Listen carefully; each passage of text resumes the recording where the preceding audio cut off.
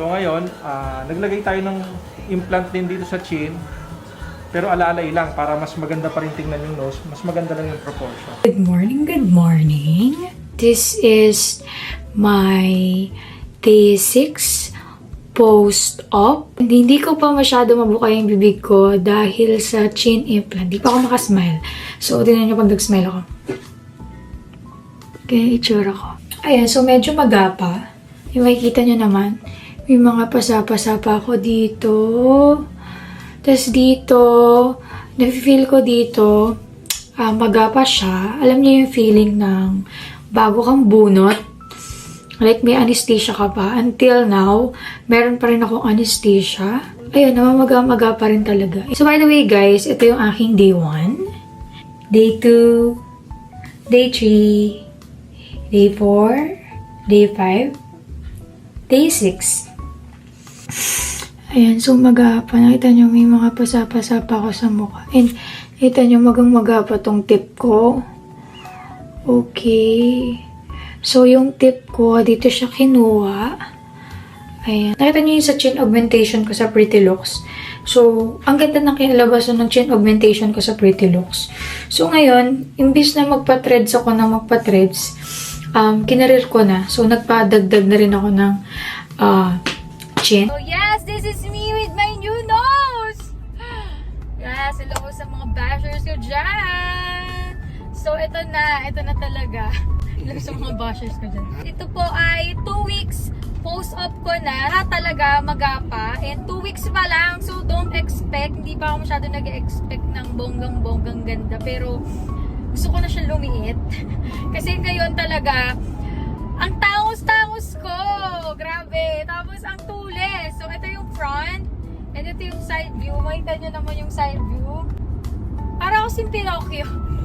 Parang si Pinocchio. Tapos, ang nakakatawa kasi pag magkikiss ako sa mga bata, tumatama yung ilong ko. Tumatama, tumutusok sa mukha nila. So, pagkikiss ko si Dada at si Mavi, kailangan nakatagilid. Ganun yung itsura namin ngayon. 2 weeks post-op ko ngayon. And ano bang mga nararamdaman ko ngayon?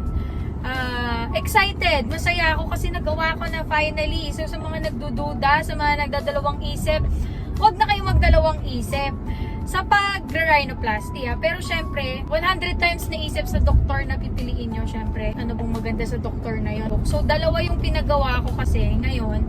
Rhinoplasty and chin augmentation. Chin augmentation ko, medyo hupa pa to, medyo makapal pa.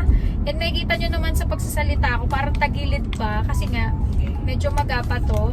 And ano pa po ito, manhid, medyo may pagkamanhid pa. Tatanggalin yung mga sutures ko, yan yung mga tahi ko dito sa tenga. And update sa tenga ko, ayan, wala na po siyang cartilage. Malambot na siya. Ayan, and ito, dito ako kinuhanan kasi, and sa awa ng Diyos, umokay na siya. Medyo kailangan pa niyang pumasok konti katulad nung nasa left ko. Kailangan mo ng mahabang pasensya. Kasi syempre hindi naman yan agad-agad na ito na yun, matangos ka na. Syempre dadaan ka sa proseso ng mga maga, mag-iiba yung mukha mo. Talagang maninibago ka kasi mga me 26 years akong pango. So ngayong 27 years old ako, dun lang ang naglakas loob magparetoke talaga. Physically, mentally, emotionally, financially prepared ka talaga sa mga ganitong bagay kasi talagang madami kang tanong sa sarili mo, madami kang tanong sa doktor mo. So, matagal-tagal na proseso pa to. And ikaw na nanonood, alam ko may i-comment ka sa akin.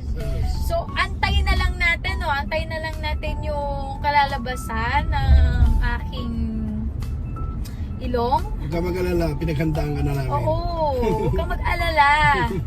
Gaganda din ako sa paningin mo, naninibago ka lang talaga ngayon. And ayan, sa mga nagko-comment sa akin na ang lakas ko daw mag-inerte, tas pango naman ako. Guys, di na ako pango! Kaya dyan na, perfecto ka. Yun na guys, see you later.